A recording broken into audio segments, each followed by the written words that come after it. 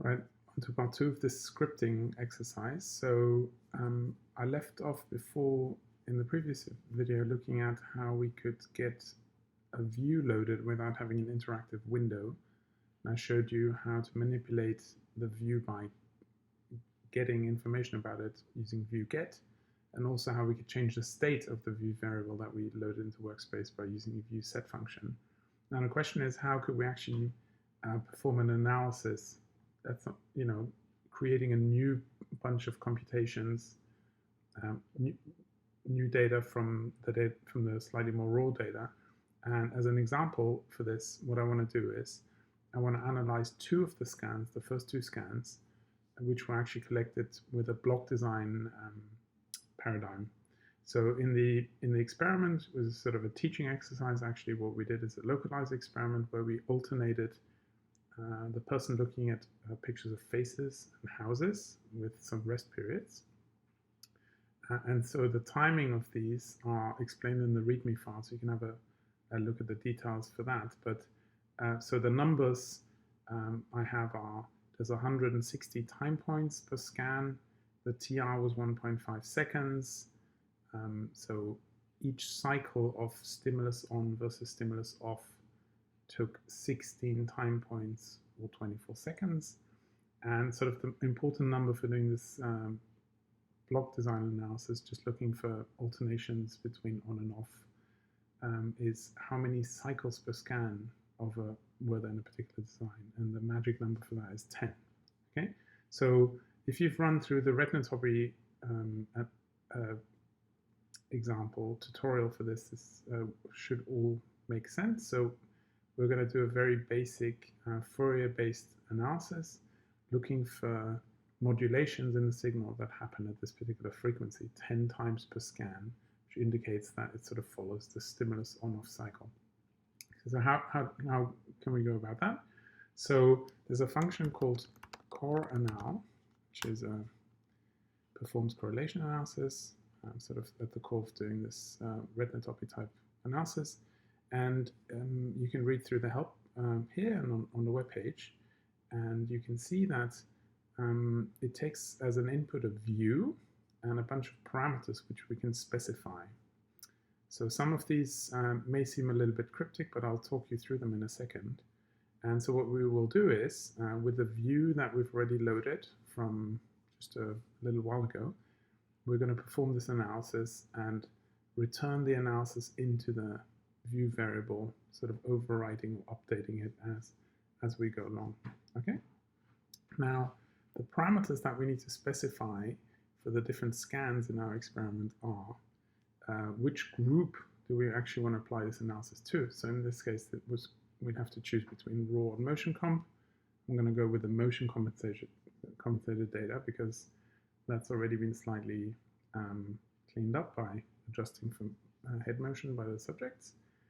The recompute lets you pick which of the scans you actually want to do analysis on. So if you imagine collecting 10 scans and you only want to do this correlation analysis on the first two, it'd be sort of a waste of time to compute it for all of them and then throw the result away. So you could set a flag 1 if you want to run it for this scan. So it's sort of hot encoded 1, 1, 0 in our case because we want to do this analysis for the first two scans. We need to specify the frequency of interest. So how many times are things changing between on and off? In our case, that's 10 times per scan. So these are not hertz, but these slightly more unusual units. For detrending, we need to tell a helper function called %t-series what we want to do in terms of correcting signal drift in the time domain. So we'll choose high pass filtering here. So if you want to find out more about the options, you can look at the help for %t-series here. And the spatial normalization is actually quite important because, especially if you're using surface coils or sort of quad arrays for getting data from the visual cortex, there's often quite a lot of spatial inhomogeneity in the images. And if you just deal with raw units of raw image intensity, then you might get very bright pixels at closer to the coil and much darker ones towards the center of the head. And so one way to correct for that is to just turn the signal into, say, % signal change. So there's an option here which we'll use called divide by mean. And then finally, we also need to specify which time series files we want to apply this to.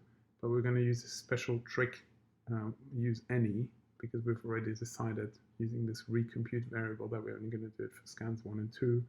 So we're going to allow this function to pick up all of the 3 time series files in the MotionComp folder here. Okay, so I'm going to actually switch to a script window because my typing's atrocious and I don't want to mistype on the command line all the time. So here's a little bit more information about the timing of the experiment. You can ping me for more details if you want, but hopefully that's clear enough. It's a pretty standard experiment. So ultimately we want to run this function called Coronal, and let me just show you in my workspace. So if I do CLC here, I'll show you what's there. From the previous video, I have kept this view structure V. Actually, let me show you. There's an interesting little helper function here, which is you can check whether a struct variable that's stored in MATLAB is an acceptable view in terms of Mr. Loadred.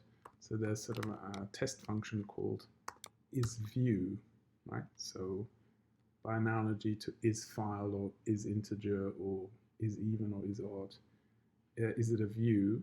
And if this returns a true, then you know that Mr. Loadred should be able to deal with this as a view variable. So that's quite a useful thing for doing some error checking in your code. Okay, but just to show you what the view actually looks like. And notably, in the analysis field, there's nothing at the moment, right? And so one of the things we'd be interested to see is whether this correlation analysis function is actually going to fill this field in the struct fuzz. Okay, switch back to the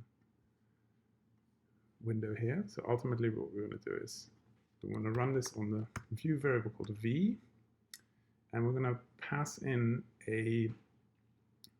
another struct which is called params, which has some fields that contain information that we need to provide this helper function. So I'm going to actually call this struct params.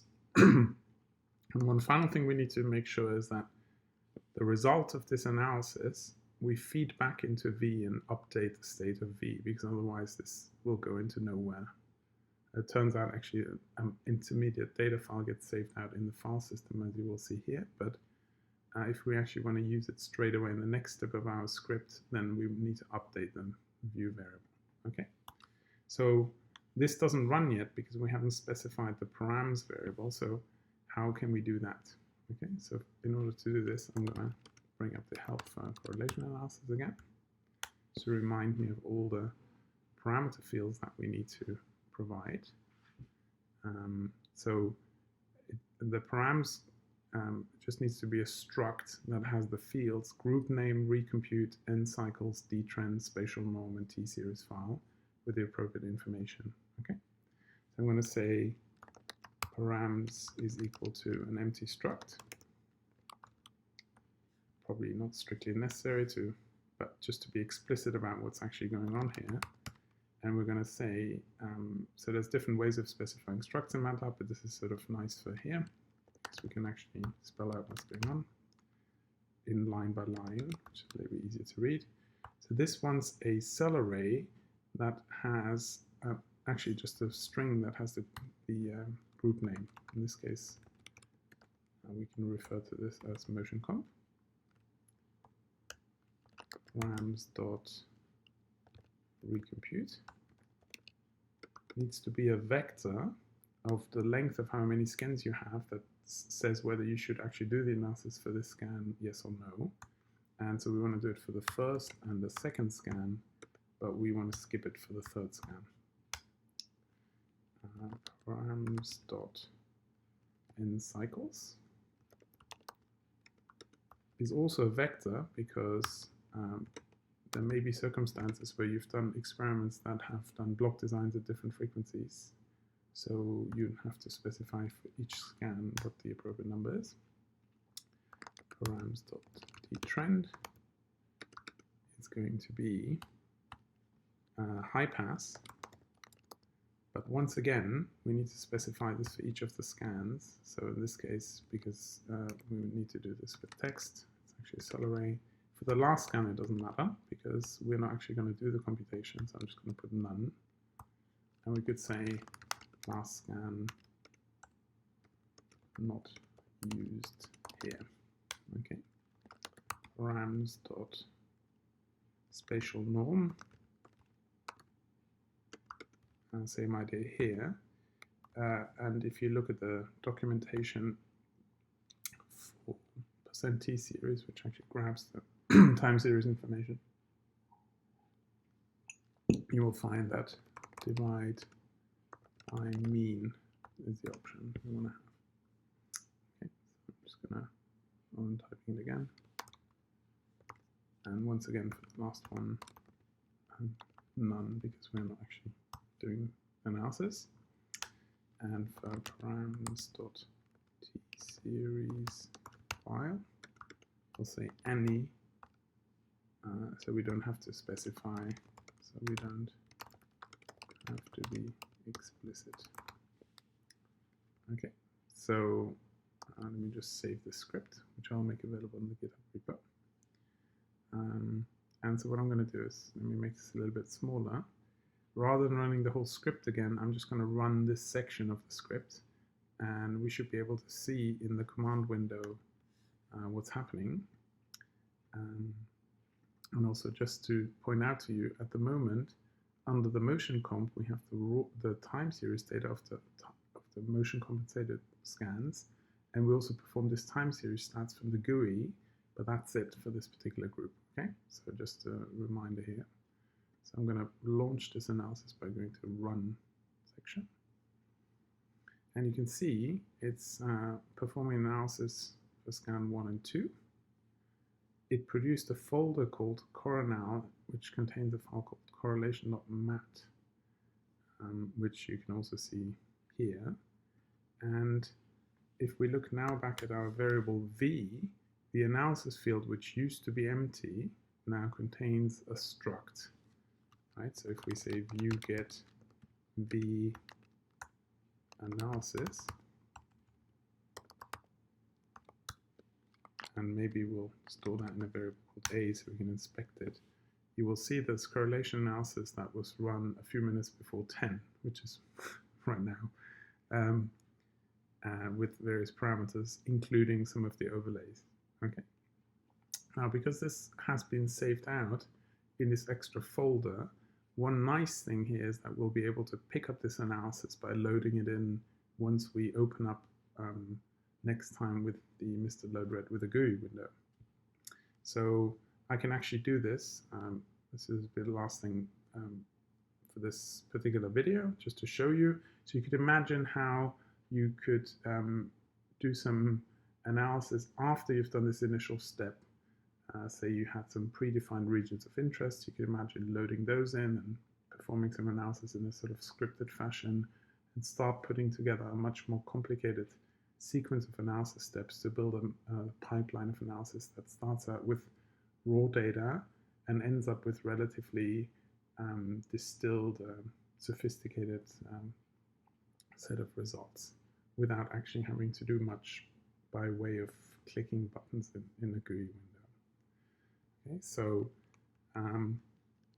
just to show that we can pick this analysis up in the GUI window and look what the results actually look like and see whether this was a reasonable attempt, what I'm going to do is I'm going to clear all variables. See, there's nothing left here, and I'm not going to load Mr. Load-Read, mr Load-Read in this window.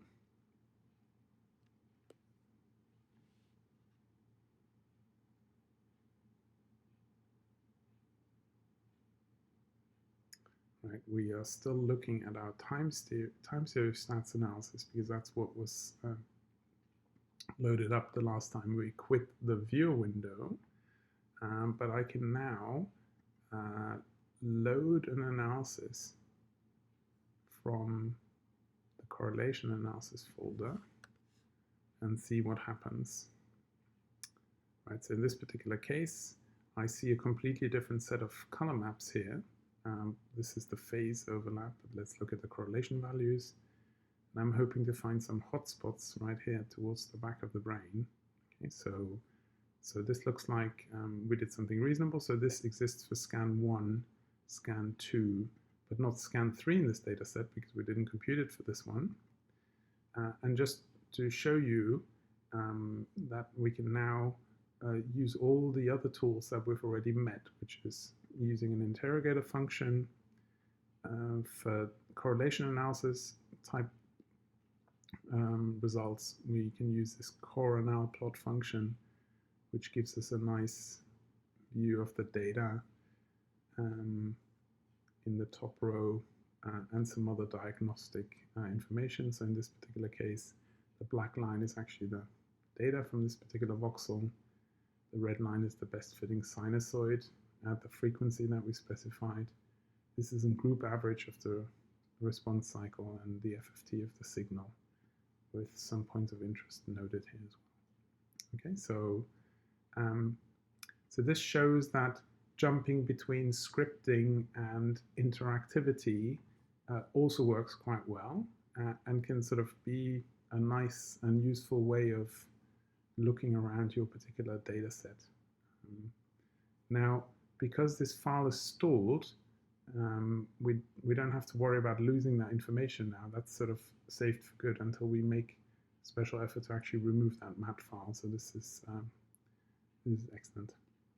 Right, I'll stop this here.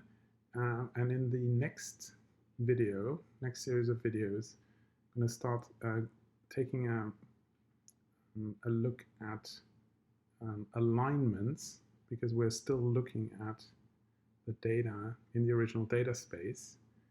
It would be nice to also be able to see where, with respect to higher resolution anatomical scan or even a template brain, some of these blobs actually land. And so we'll explore this in the next couple of videos.